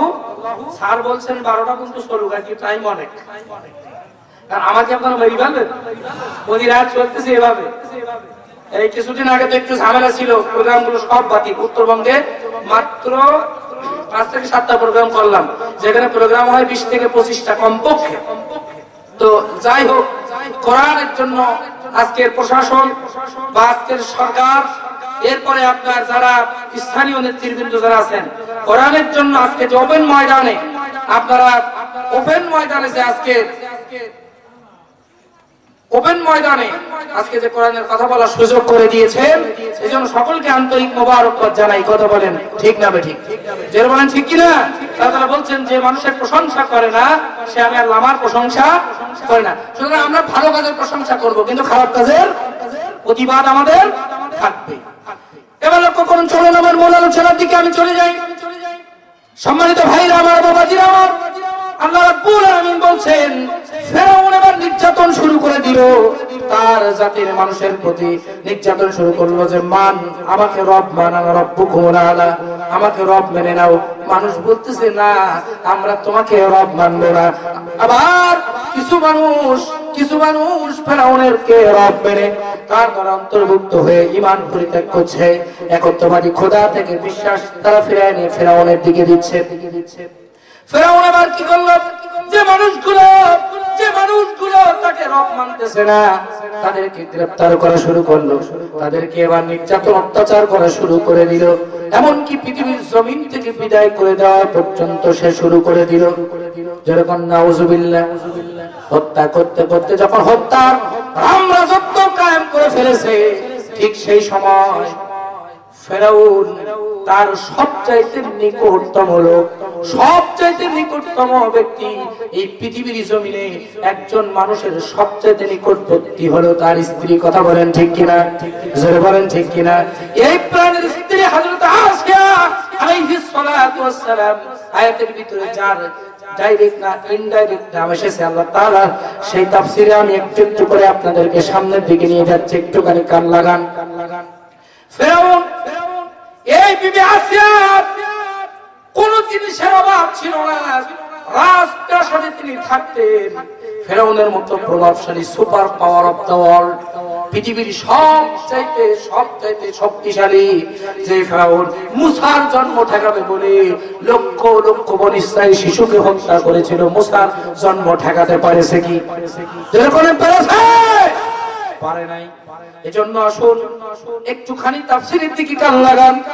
ফিরআউন যখন নির্যাতন শুরু করলো, ওদিকে মুসার দাওয়াতের স্ত্রী অত বাড়তে লাগলো, যেরকম সুবহানাল্লাহ। সুতরাং নির্যাতন যত আসে, বাধা যত আসে, ইমানদারের দাওয়াত তত বাড়তে থাকে। কথা বলেন ঠিক না? একটা নদীর জোয়ারে যদি আপনি বাধা দেন তাহলে জোয়ার কিন্তু ফুসে উঠে, বাঁধ ভেঙে চুরে জোয়ার আপনার কিন্তু চরমান হয়ে যায়। কথা বলেন ঠিক কিনা? মুসলমানদের ইমানে যদি একবার জোয়ার ওঠে, মুসলমানদের ইমানে যদি একবার স্ত্রী ওঠে, ইমানের ইশক যদি একবার চলে আসে, কোন বাধা কাজে আসবে না। সমস্ত বাধাকে উপেক্ষা করে এই জমিনে আমরা দ্বীন প্রতিষ্ঠা করে ছাড়বো। কথা বলেন ঠিক কিনা? আসুকোনা যত বাধা, যত ঝড় সাইক্লোন, রাসূলের পথে মোরা চলবই, এ জীবন বাজি রেখে দিনের নিশান মোরা বাংলার আকাশে উড়াবই। কথা বলে ঠিক না? মোরা কামানের মুখোমুখি দাঁড়িয়ে, আল্লাহু আকবার, মোরা কামানের মুখোমুখি দাঁড়িয়ে আল্লাহু আকবার বলবো। যত বাধা, যত ঝড় সাইক্লোন, রাসূলের পথে মোরা চলবই, এ জীবন বাজি রেখে দিনের নিশান মোরা বাংলার আকাশে উড়াবই। এবার ফেরাউন যত নির্যাতন করে, মুসার দাওয়াতের গতি তত বাড়তে থাকে। মুসা আলাইহিস সালাম দাওয়াত দিতে দিতে এই যে বিবি আসিয়ার কথা বলছি, এই আসিয়া হচ্ছে ফেরাউনের পালিত মা। ফেরাউনের পালিত মা। ও মা বোনেরা, পর্দার অন্তরালে যারা আছে আমাদের, তারা হচ্ছে আমাদের মায়ের জাত। কিসের জাত? যারা বলেন কিসের জাত? সুতরাং মা কিন্তু খুব কঠিন জিনিস, মার মর্যাদা কিন্তু পৃথিবীতে সবচেয়ে বেশি। কথা বলেন ঠিক কিনা? যারা বলেন ঠিক কিনা? আল্লাহর পক্ষ থেকে সবচেয়ে বড় নিয়ামত হলো মা, সবচেয়ে বড় নিয়ামত হলো বাবা। আলোচনার ফাঁকে ছোট্ট করে বলে যাই, ও যুবক ভাইরা, মা বাবা বুড়ো হয়ে যাওয়ার পর মা বাবাকে যদি তুমি কষ্ট দাও, বিশ্বনবী হাদিস শরীফের মধ্যে বলেছেন, তুমি বুড়ো হওয়ার পরে তোমার সন্তানেরাও তোমাকে ঠিক সেরকমই কষ্ট দেবে, সেরকমই কষ্ট দেবে। ছোট্ট একটা উদাহরণ দেবে, বেশি কথা বলবো না। বৌমা এবং শাশুড়ি গোসল করতে গেছে পুকুরে। বৌমা এবং কষ্ট আছে আপনাদের, শেষ করে দেব। বৌমা এবং শাশুড়ি পুকুরে গোসল করতে গেছে। এখন আমাদের বাংলাদেশে মহিলাদের একটা অভ্যাস হচ্ছে, পুকুরে যে বৌমাদেরকে একটু বলে, বা দুইজন যদি গোসল করতে যায়, একটু পিঠটা ডলে দাও, বলে কিনা? বলে। এখন শাশুড়ি বৌমাকে বলতেছে, বৌমা তুমি আমার পিঠটা একটু সুন্দর করে ডলে দাও তো। এখন আপনার বৌমা পিঠ ডলে দিচ্ছে হাত দিয়ে। এখন হাত দিয়ে যত ডলতে যায় পানিতে বৌমার পা গিয়ে শাশুড়ির পিঠে। কথা কি বুঝতে পারছেন? বৌমা চেষ্টা করছে হাত দিয়ে ডলা, কিন্তু পা চলে যাচ্ছে বারবার। উদাহরণ মাত্র, বোঝানোর জন্য বলছি। কি চলে যাচ্ছে? পা চলে যাচ্ছে, পা দিয়ে পিঠ চলে যাচ্ছে সর্বশেষ। তখন শাশুড়ি বলছে, বৌমা তোমার এত বড় বেয়াদব, আমার পা, তোমার পা দিয়ে আমার পিঠ চলে দিচ্ছ। তখন বৌমা বলতেছে, আম্মা শোনেন, আমার যতবার আমি হাত দিয়ে পিঠ জ্বলতে যাই, হাতটা আমার যায় না, আমার পাটা বারবার চলে যাচ্ছে, কেন আমি নিজেই জানি না। বৌমার এই কথা শুনে শাশুড়ি বলতেছে, ও বৌমা, কিয়ামত পর্যন্ত যদি তুমি চেষ্টা করো, তারপরেও তোমার হাত আমার পিঠে যাবে না, পাই যাবে। তার কারণ যৌবন বয়সে আমার শাশুড়িকে আমি আমার পা দিয়ে লাথি মেরেছিলাম। সুতরাং বুড়ো কিন্তু একদিন হওয়া লাগবে। আজকে তোমার টাকা আছে, শরীরে শক্তি আছে, তোমার যৌবন আছে, আব্বাকে কষ্ট দিচ্ছ, তোমারও কিন্তু একদিন বড় হওয়া লাগবে। তোমার কিন্তু সন্তান হবে, শুনে রেখে দাও, সন্তান তোমারও হবে। তুমি যদি আব্বা আম্মাকে কষ্ট দাও, তোমার সন্তানও কিন্তু তোমাকে ঠিক এইভাবে কষ্ট দিয়া বৃদ্ধাশ্রমে পাঠায় আসবে। কথা বলে ঠিক কিনা? এই পৃথিবীর জমিনে আব্বা আম্মাই হচ্ছে একমাত্র, কেবলমাত্র স্বার্থ ছাড়াই আমাকে ভালোবাসে। কথা বলেন ঠিক কিনা?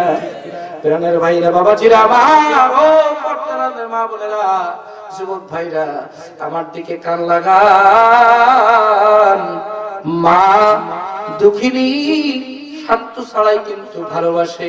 আজকের কম্বলের নিচে তাদের গভীর আধারে এই মোবাইলটা নিয়ে তুমি যেই মেয়েটির সঙ্গে চ্যাট করছো, যেই মেয়েটির সঙ্গে তুমি কথা বলতেছো, এই মেয়েটিকে যেদিন তুমি সময় দিতে পারবা না, এই মেয়েটিকে যেদিন তুমি তার পেছনে টাকা খরচ করতে পারবা না, ওই মেয়েটিও কিন্তু তোমাকে আর কোনোদিন সেখান দিন থেকে ভালোবাসবে না। কথা বলেন ঠিক কিনা? আজকের কত তারিখ? 16 তারিখ। একদিন আগে কত তারিখ গেল? 16 তারিখের একদিন আগে, একদিন আগে 14 ফেব্রুয়ারি গেল। কি দিবস?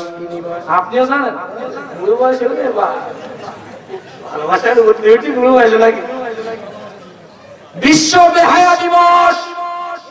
আমরা কেবলমাত্র, শুধুমাত্র, একমাত্র ভালোবাসি আমার আল্লাহকে।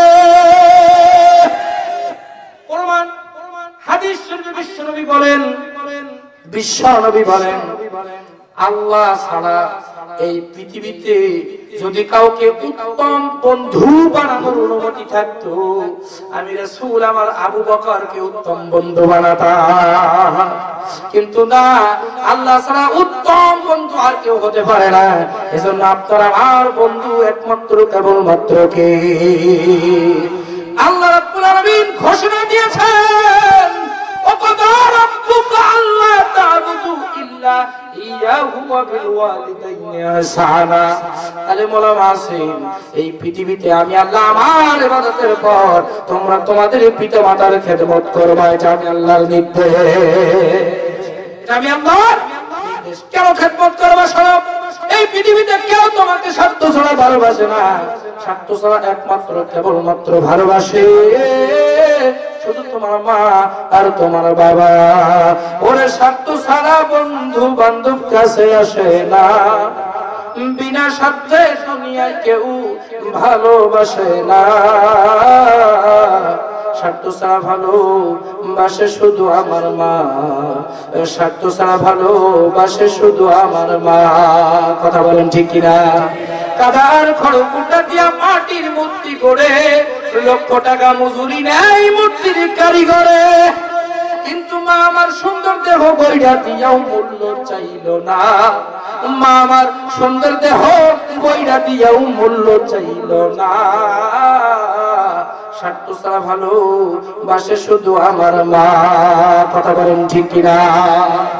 আপনার বাবা, বাবা, বাবা, বাবা, আপনার আব্বা ভাটায় কাজ করেছে, মাঠে কাজ করেছে, ভ্যান চালাইছে, রিক্সা চালাইছে, আপনাকে আমাকে মানুষের মতো মানুষ বানানোর জন্য। কথা বলেন ঠিক কিনা? বাবা রোদ বৃষ্টিতে পাড়ি দিয়ে খাল নদী পাহাড় মাথার ঘাম পায়ে ফেলে জুগাই রে আহার বটবৃক্ষের মতো বাবা দিয়ে শীতল ছায়া ধীরে ধীরে বড় করে দিয়ে প্রাণের মায়া ঘৃণা করে দেয় না ফেলে ঘৃণা করে দেয় না ফেলে হোক না সন্তান কানা খোড়া দুই জোড়া জুতা বানাইয়ে দেব মোরাই আমার মায়ের পায়ে এক জোড়া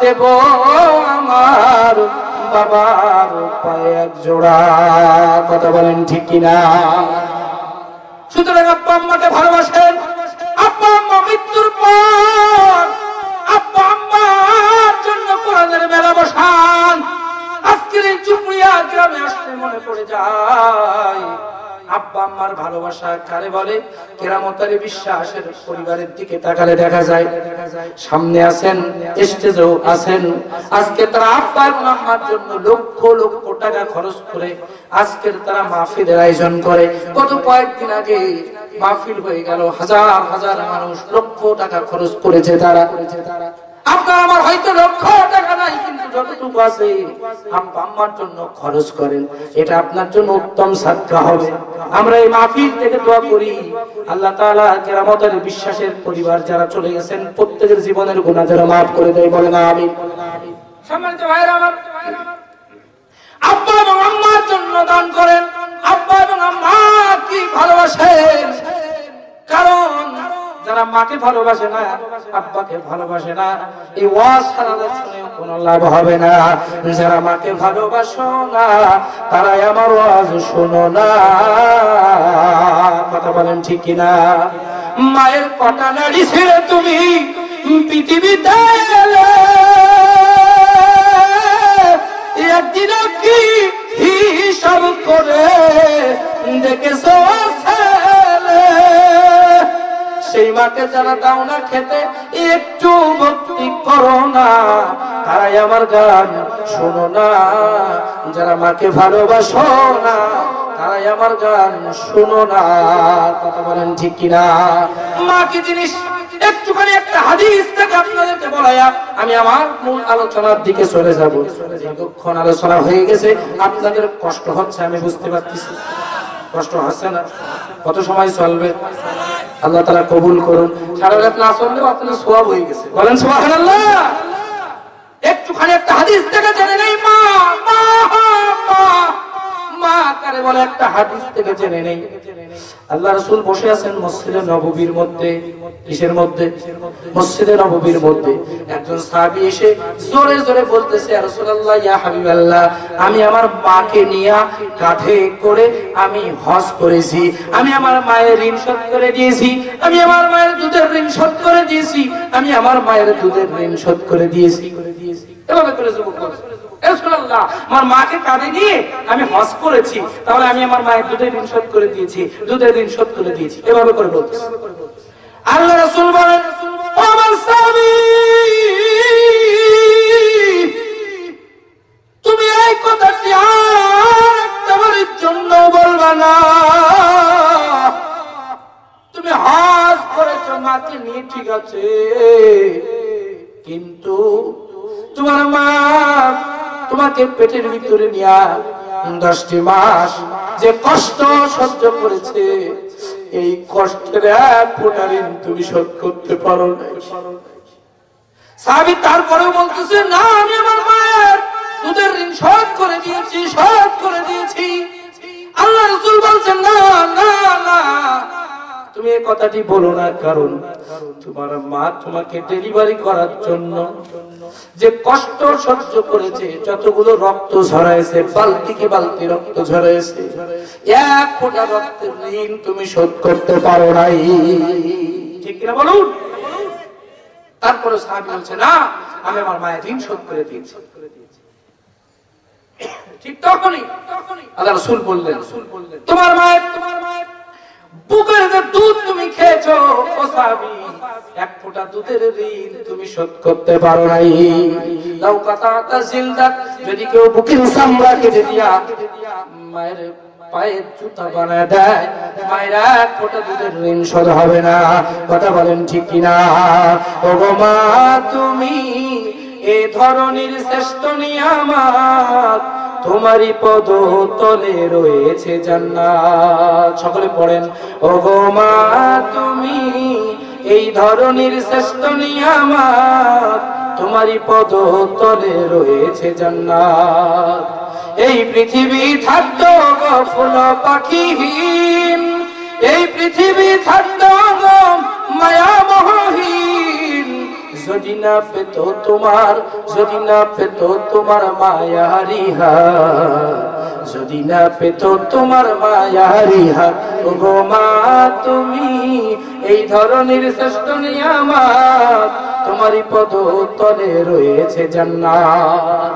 কোরআনে আল্লাহ তাআলা তারই পহরে মা বাবার কথা দিলেন, তাদেরই প্রতি সদা ইহসান তহরে, ইহসান তহরে। কোরআনে আল্লাহ তাআলা তারই পহরে মা বাবার কথা দিলেন, তাদেরই প্রতি সদা ইহসান তহরে, ইহসান তহরে। তাদেরই খুশিতে যে আল্লাহর সন্তোষ, তাদেরই রাগে রাগ হয় যে অসন্তোষ, তাদেরই খুশিতে যে আল্লাহর সন্তোষ, তাদেরই রাগে রাগ হয় যে অসন্তোষ। খোদারি রহম তারা, খোদারি রহম তারা এ ধরার বরকত, খোদারি রহম তারা এ ধরার বরকত। ওগো মা তুমি এই ধরনের শ্রেষ্ঠ নিয়ামত, তোমারই পদ তলে রয়েছে জান্নাত। বলেন মারহাবা। আজকের আমার দেশের কিছু সন্তান টাকা হয়ে গেছে, ক্ষমতা হয়ে গেছে, মাকে বারান্দার মধ্যে সেরা বিছানা সেরা মশারি দিয়া মাকে বারান্দার মধ্যে রেখে বউরে আরামে বউরে নিয়ে ঘরে ঘুমায়। কথা বলেন আছে না নাই? এরকম কিছু নাফরমান যুবক আছে না নাই? আজকে আমার দেশের সাক্ষীরা তো খুব কম। আমার দেশের উত্তরাঞ্চলের দিকে গেলে, চট্টগ্রাম অঞ্চলের দিকে গেলে, ব্রাহ্মণবাড়িয়া অঞ্চলের দিকে গেলে আপনি দেখতে পাবেন আব্বার খাওয়া হয় না, আব্বা খেতে পায় না, ও বড় বড় মাছের মাথা নিয়ে পীরের দরবারে যায়। আছে না নাই? সেটা বলেন আছে না নাই? তো আসল পীর তো তোর বাড়ি, বলেন আসল পীর তোর বাড়িতে। যেই পীর আমি হুজুর দোয়া করলে দোয়া কবুল হবে কি হবে না ওর কোনো গ্যারান্টি নাই। সাইদি সাহেব দোয়া করলে দোয়া কবুল হবে কি হবে না ওর কোনো গ্যারান্টি নেই।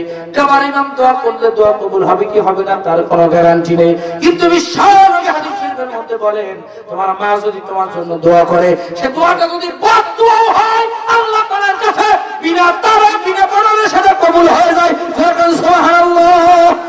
জন্য তোমার পীর বাড়িতে, তোমার সবচেয়ে বড় পীর বাড়িতে, এই জন্য খাওয়ায়া খেয়ে যদি দুগ্ধ পীর বাবাকে করছো মুগ্ধ, খাওয়ায়া ক্ষীর যদি দুগ্ধ হুজুর বাবাই করছো মুগ্ধ।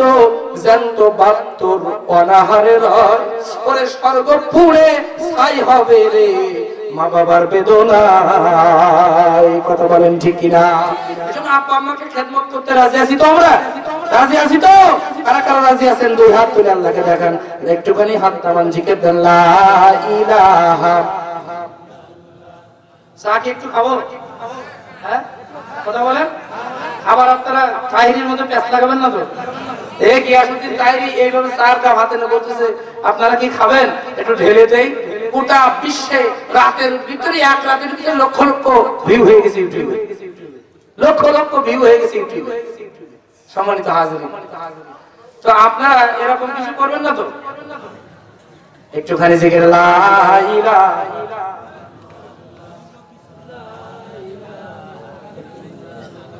লা ইলাহা ইল্লাল্লাহু মুহাম্মাদুর রাসূলুল্লাহ। তাহলে প্যান্ডেলের ভিতরে যারা বসে আছেন তারা মায়ের জাত। কিসের জাত? আমাদের পায়ের নিচে স্যান্ডেল। আল্লামা সাঈদ সাহেবের কথাটা বেশি বলতেন, আমাদের পায়ের নিচে স্যান্ডেল, কিন্তু পেছনে যারা বসে আছেন প্যান্ডেলের ভিতরে তাদের পায়ের নিচে স্যান্ডেল নয়, তাদের পায়ের নিচে আল্লাহর জান্নাত। যেরকম সুবহানাল্লাহ, যেরকম সুবহানাল্লাহ। সম্মানিত ভাইরা আমার, বাবাজিরা আমার, চলুন আমি যেখানে রেখে এসেছিলাম, ফেরাউন যত নির্যাতন বেশি করে মুসার দাওয়াত তত। আরো বেগবান হয়। মনে আছে তো ঘটনা আপনাদের? আসুন আমি সামনের দিকে আপনাদেরকে নিয়ে যেতে চাই, একটুখানি কান লাগান। এবারে মূল আলোচনা। আল্লাহ তাআলা বলছেন, আমি কিন্তু আয়াতের প্রথম অংশেই রয়ে গেছি, কোরআনের আয়াতের তাফসীর। কোরআনের আয়াতের তাফসীর একটি মাত্র আয়াত নিয়েছি, কিন্তু এই একটি মাত্র আয়াতের প্রথম অংশের ভিতরে চলে যাচ্ছে 1-1.5 ঘন্টা। আহারে কি কোরআন পেয়েছি। আল্লাহ তাআলা বলছেন মান কোরআন, আল্লাহ রাসূল বলছেন মান কোরআন কোরআন, যে ব্যক্তি কোরআন পড়বে, ফাস্তাজহারাহু মুখস্থ করবে, ফাহাল্লা হালালাহু হালালগুলো মানবে, ওয়া হারামা হারামাহু হারামগুলো পরিত্যাগ করবে, আদখালাহুল্লাহু বিহিল জান্নাহ, কিয়ামতের দিন তারা আল্লাহর জান্নাতে প্রবেশ করবে। শুধু জান্নাতে প্রবেশ করবে তা নয়, ওয়া শাফাহু ফি আশরাতিন মিন আলি বাইতিহি কুল্লিহিম কদ ওয়াজাবাত লাহুন নার, ওর পরিবারের জাহান্নামী 10 জনকে সুপারিশ করে কোরআনের এই ব্যক্তি জান্নাতে নিয়ে যেতে পারবে। যারা বলেন না সুবহানাল্লাহ।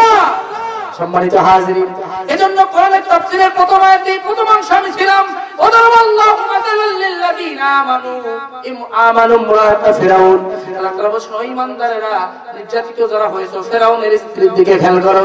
এইবার চলেন মূল পয়েন্টে, কিন্তু আমরা এসে গেছি, মূল পয়েন্টে এসে গেছি, একটুখানি কান লাগান। ফেরাউন অত্যাচার নির্যাতন শুরু করে দিল। এদিক দিয়ে ফেরাউনের স্ত্রী হযরত আসিয়া মুসার কাছে আল্লাহর কালেমার বায়াত গ্রহণ করেছে। এই ঘটনা চলে গেছে ফেরাউনের কাছে। ফেরাউন বলতেছে, কি আশ্চর্য বাবা, ঘরে শত্রু বিভীষণ, ঘরে শত্রু বিভীষণ, সুতরাং ধরো আসিয়াকে। আসিয়াকে গ্রেফতার করা হলো। গ্রেফতার করে আসিয়ার 4 হাত পাশার দিকে দিয়ে হাতের মধ্যে ব্রেক মেরে দেওয়া হলো, পায়ের মধ্যে ব্রেক মেরে দেওয়া হলো। সম্মানিত হাজিরিন, এই সময় এত নির্যাতন অত্যাচার করার পরে আর সামনে নির্যাতন আছে, যখন তার হাতের মধ্যে ব্রেক মেরে দেওয়া হয়েছে, পায়ের মধ্যে ব্রেক মেরে দেওয়া হয়েছে, তখন হযরত আসিয়া আল্লাহর কাছে 3টি দোয়া করেছিলেন। কয়টি দোয়া? যেরকম কয়টি দোয়া? 3টি দোয়া। 1 নাম্বার হলো রব্বি বিনি লিইনদাকা বাইতান ফিল জান্নাহ, আল্লাহ তোমার দ্বীনের জন্য দেখো আমি কত নির্যাতন সহ্য করেছি, আমার সামনে জানি না আরো কত নির্যাতন আছে। ও কাবার মালিক, আসিয়ার এই নির্যাতনের পরে আমি এখনো পর্যন্ত ঈমান পরিত্যাগ করি নাই, আর সামনে যত নির্যাতন করা হবে আমি ঈমান পরিত্যাগ করব না। আল্লাহু আকবার বলে, ঈমান আমি ছেড়ে দিব না। সুতরাং এই ঈমানের পরীক্ষা দেওয়ার পুরস্কার স্বরূপ জান্নাতের মধ্যে তোমার নিকটে আমার জন্য একটা ঘর বানায় দিও। যারা বলেন না সুবহানাল্লাহ। এই সূরা তাহরিমের 11 নম্বর আয়াতের এই দোয়াটাকে অনুবাদ করে শিল্পী মশিউর রহমান গান লিখেছেন,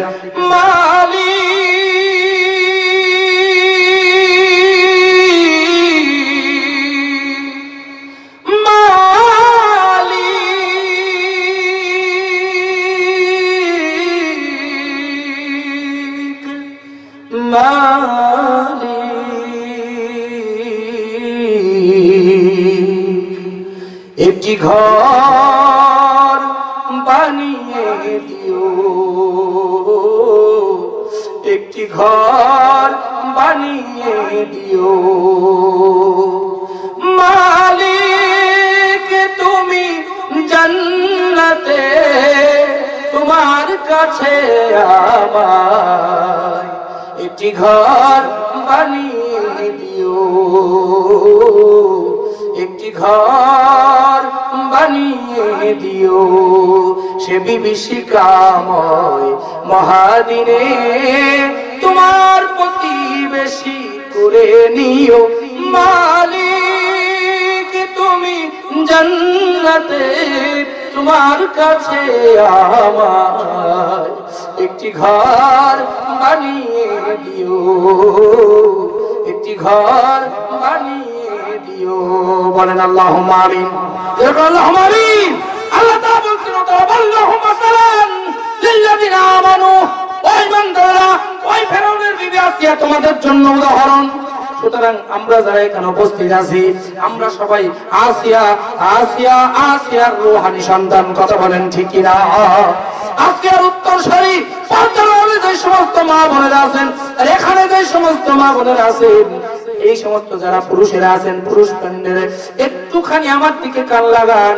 হযরতে আসিয়া রাদিয়াল্লাহু আনহা আলাইহিস সালাতু ওয়াস সালাম সামনে তার কঠিন পরিস্থিতি অপেক্ষা করছে, কঠিন নির্যাতন। এমন কি হযরতে আসিয়াকে তার শেষ পরিণতি কি হবে এবং আল্লাহ রাব্বুল আলামিন তাকে ওই দুনিয়ায় বেঁচে থাকতেই এই যে দোয়াটি তিনি করলেন দোয়া কবুল হয়ে গিয়েছিল। আল্লাহ তাআলা তার চোখের সামনে জিবরাইল আমিন দ্বারা কোন পরিস্থিতিতে জান্নাতটা তার সামনে তুলে ধরলো, এই আলোচনাটা শুনতে রাজি আছেন কারা কারা? দুই হাত তুলে আল্লাহকে দেখান, লিল্লাহি তাকবীর, লিল্লাহি তাকবীর। হাত নামান। আমি আমার মূল আলোচনার সামনের দিকে যাব, তার আগে আপনাদের কাছে অনুরোধ করব, যেহেতু হাত দেখাইছেন আল্লাহকে, একটা লোক যদি ওঠেন আল্লাহ রাব্বুল আলামিন এই হাত কিন্তু দেখেছে, ফেরেশতারা রেকর্ড করেছে, এই মাটিও কিন্তু সাক্ষী। কিয়ামতের দিন কিন্তু এই মাটি কিন্তু আপনার আমার জন্য, আপনার আমার বিরুদ্ধে সাক্ষী দেবে যে আল্লাহ কোরআনের মাহফিলে হাত দেখাইছিল, শেষ পর্যন্ত থাকবে কিন্তু থাকেনি। ফেরেশতারা হাত মনে হয় দেখেনি, যারা বলেন দেখেছে কিনা? প্রিয় ভাইরা আমার, বাবাজিরা আমার, আল্লাহ রাসূল সাল্লাল্লাহু আলাইহি ওয়াসাল্লাম যে হাদিস পড়লাম, কোরআনের সাথে সম্পর্ক থাকলে পরে আপনাকে জান্নাত। আপনার পেছনে আপনারা যেদিকে বসে আছেন সামনে একটা মাদ্রাসা, ফুরকানিয়া মাদ্রাসা। আমি আমার মূল আলোচনায় যাব, আমি ওয়াদাবদ্ধ। কারণ গত বছরের মতো মাহফিলে একটা ঝামেলা হোক না আমি চাই না, কথা বলেন ঠিক কিনা? আমি কোরআনের জন্য একবার দিল থেকে বলছি, কোরআনের এই ময়দানে দেখতে দেখতে 11টি বছর আমার পার হয়ে গেছে। আর যতদিন আল্লাহ তাআলা এই কোরআনের মঞ্চে থাকবে রাখবেন, একটা দিনের জন্য নিঃস্বার্থভাবে আমি কোরআনের জন্য কাজ করতে চাই, কোরআনের এই ময়দানে টিকে থাকতে চাই। আমি 11 বছরের জমিনে 11 বছর তাফসীরের জগতে কেউ যদি বলে আফজাল হোসেন জিয়াদি কন্টাক্ট করে মাহফিল করেছে, আমার বছরে অনেকগুলো মাহফিলে উত্তরাঞ্চলে, আমার কেউ যদি বলতে পারে কন্টাক্ট করে মাহফিল করেছে, তাহলে সেখান থেকে কেউ যদি প্রমাণ করতে পারে আমি মাহফিল করা ছেড়ে দেব। সুতরাং আমি নিঃস্বার্থভাবে কোরআনের ময়দানে থাকতে চাই, কোরআনের আলোচনা করার জন্য আরো সামনে যদি 1-2 ঘন্টা যেতে হয় আমার কোনো যায় আসে না, আমার কোনো কষ্ট নাই, আমার সফলতা সেখানেই। যদি আপনি একজন আমল করেন আজকের কথাগুলো, তাহলে এই ওসিলায় আল্লাহ তাআলা যদি কিয়ামতের ময়দানে বলে তোর কথা শুনে তুই তো গুনাহ করেছিস রে আচ্ছা, তোর কথা শুনে একজন ব্যক্তি নামাজ পড়েছিল, ইসলামী আন্দোলনের পথ খুঁজে পেয়েছিল, এই ওসিলায় তোর গুনাহ থাকা সত্ত্বেও মাফ করে দিলাম। আমি আর জীবনে কিচ্ছু চাই না, আমি আর জীবনে কিচ্ছু চাই না, নিঃস্বার্থভাবে কোরআনের ময়দানে টিকে থাকতে চাই। আমি আপনাদের কাছে অনুরোধ করব, এই সুপ্রিয়া অঞ্চল আগরতলা ইউনিয়ন, এই সুপ্রিয়া অঞ্চলের মানুষ ইসলামের জন্য, ইসলামকে ভালোবাসে, কোরআনকে ভালোবাসে, মসজিদ এবং মাদ্রাসাকে ভালোবাসে। আমি আজকে তার বাস্তব প্রমাণ এই সুপ্রিয়া জমিনে দেখতে চাই।